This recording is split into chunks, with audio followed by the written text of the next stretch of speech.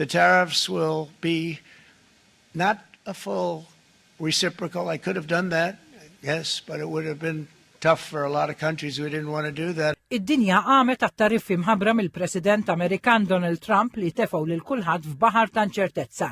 Il-President tal-Kummissjoni Ewropea Ursula von der Leyen sejħet iż-żieda fit-tariffi bħala daqqa kbira l-ekonomija dinjija.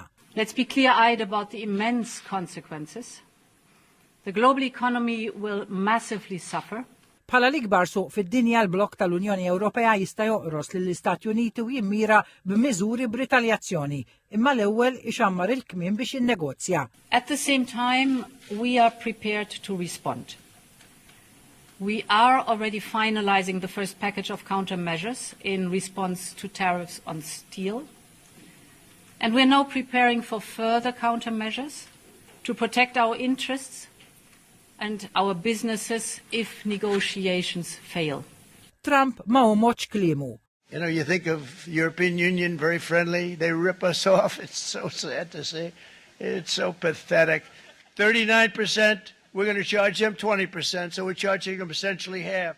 Bernd Lang li jmexxi l-Kumitat fuq il-Kummerċ Internazzjonali tal-Parlament Ewropew dalgħodu kkonferma li l-ġimgħa d-dieħla jibdew taħdidiet bejn il-pajjiżi Ewropej b'enfasi fuq it-triq il-qudiem.